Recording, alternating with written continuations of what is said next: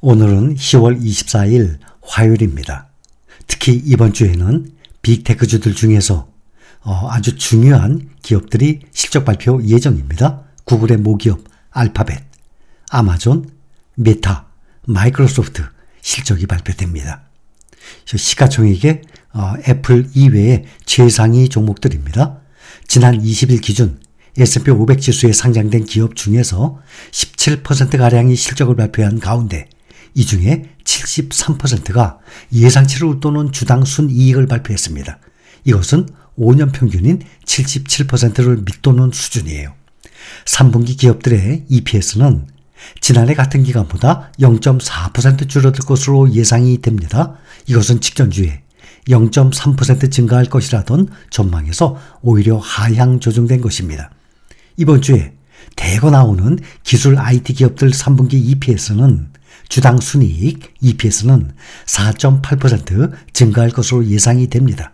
이것은 지난 6월 말 예상치 0.4%에서 크게 높아진 것입니다. 3분기 들어서 경기 둔화 위험이 줄어든 데다가 하반기로 갈수록 이익 전망치가 상향되고 있기 때문입니다. 4분기의 IT 부문의 EPS 전망치도 작년 대비 13.4% 증가로 크게 높아질 것으로 예상되고 있습니다. 이번 주 첫날입니다. 나스닥만 상승했습니다. 다우 0.58% 하락을 하고 S&P 500은 0.17% 하락해서 4,217, 지금 5일째 계속 하락 중입니다. 나스닥은 5일 만에 상승 마감했습니다. 플러스 0.27%, 13,018입니다. 필라델피아 반도체는 가장 많이 떨어졌어요. 0.53% 하락해서 3,298입니다. 뱅크 오브 아메리카는 S&P 500이 현재보다 약 9% 정도 높은 4,600 정도로 연말을 마감할 것으로 예상을 하고 있습니다. S&P 500 오늘 현재 4,217입니다. 오늘 4,217에 비해서 연말에 4,600이라 그러면 오늘부터 연말까지 약 9% 정도 오를 수 있다는 것입니다. 이번 주 빅테크 실적 앞두고 기술주들이 상승 마감했습니다. 애플도 0.07%, 마이크로소프트 0.81%, 아마존 1.11%, 엔비디아가 가장 많이 올랐습니다. 3.84%나 올랐습니다. 넷플릭스, 알파벳, 메타 다들 상승했습니다. 테슬라가 지난 2년간 생산된 모델 X 55,500대가량에 대한 자발적 리콜 소식과 법무부의 조사 소식 등이 나왔는데 지난주에 큰 폭의 하락 후 오늘은 조금 0.04% 오른 210.08달러에 마감했습니다. 미국 법무부가 테슬라의 주행 거래와 관련된 문서를 요청하고 있다고 밝혔습니다. 이전에 테슬라가 잠재적 주행 거래를 과장했다는 보도가 나온 바가 있습니다. 또 테슬라는 미국 증권거래위원회에 제출한 분기 보고서에서 법무부가 테슬라의 자율주행 기술, 개인 특전, 직원 채용에 대해 조사 중이라고 밝혔습니다. 이는 정부 당국에 테슬라 조사가 확대될 조짐을 제시합니다. 그리고 올해 마지막 분기에 새롭게 디자인된 모델 3 컴팩트 세단과 사이버 트럭 인도가 시작될 것으로 예상을 하고 있습니다. 미국 반도체 기업 엔비디아가 인공지능 칩에 이어서 개인용 컴퓨터, PC용 칩 제작에 나서면서 인텔에 도전장을 던졌습니다. 엔비디아가 ARM 기반 개인용 컴퓨터용 반도체 칩 제작에 나서면서 이 분야 강자인 인텔에 도전을 합니다. 현재 전 세계 PC용 칩 시장은 인텔이 절반 이상을 차지하고 있습니다. 인텔에 이어서 AMD가 현재 2위입니다.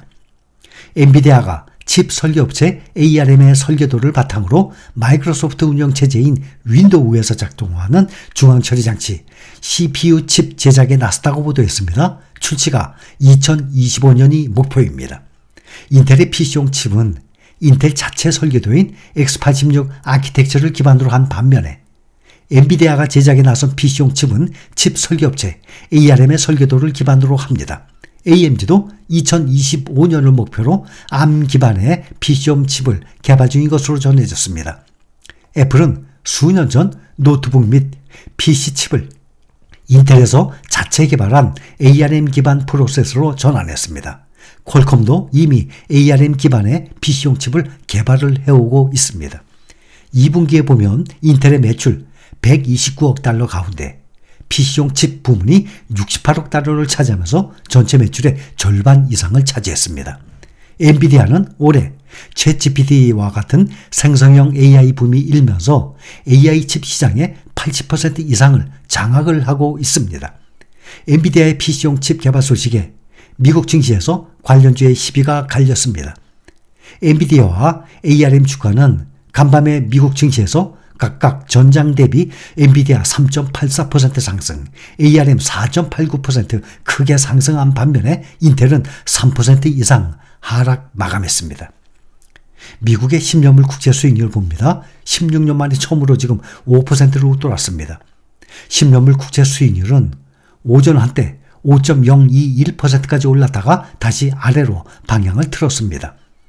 미국의 10년물 국채 수익률이 5%를 넘어서기는 2007년 이후 16년 만에 지금 처음입니다. 그래서 오늘 정기 거래 마감 수익률은 일주일 만에 최저 수준인 4.8% 선에서 이루어졌습니다. 10년 국채 수익률이 0.08%가량 하락한 4.83%, 2년물 수익률은 0.05%가량 밀린 5.06%를 나타내고 있습니다. 미국의 10년물 국채 수익률은 올 초 3.8% 수준에서 가파르게 올라온 상태예요.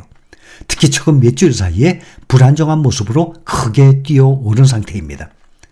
이렇게 금리의 가파른 상승세는 미래 기업 수익을 할인해서 성장주와 기술주의 부담으로 작용을 하게 됩니다.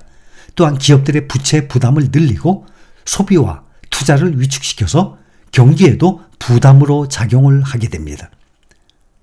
오늘 발표된 경제 지표 보면 전월 대비 개선이 됐는데 시카고 연방준비은행은 9월 전미 활동지수가 0.02를 기록했다고 발표했습니다. 이것은 직전 올해 8월에는 마이너스 0.22에서 플러스로 전환하는 것입니다. 해당 지표가 플러스를 기록할 경우 경기가 장기 평균 성장세를 웃돈다는 의미고 마이너스가 되게 되면 장기 평균 성장세를 밑돈다는 의미입니다. 국제 유가를 보면 이스라엘과 하마스 전쟁의 이 외교적 해법 모색 등의 영향으로 3% 가까이 크게 하락했습니다. 뉴욕 상업거래소에서 12월 인도 서부 텍사스산 원유 WTI 전날보다 2.59달러, 2.94%, 약 3% 가까이 하락한 배럴당 85.49달러에 거래를 마쳤습니다. 서부 텍사스산 원유 가격은 현재 2거래일 연속 하락을 하고 있습니다. 유가는 지난 10월 7일 이후 하마스의 이스라엘 공격 소식에 급등세를 보였는데 전쟁이 중동 전역으로 확전하지 않고 외교적 해법이 모색이 되면서 지금 기름값 급등세가 진정이 되고 있는 상황입니다.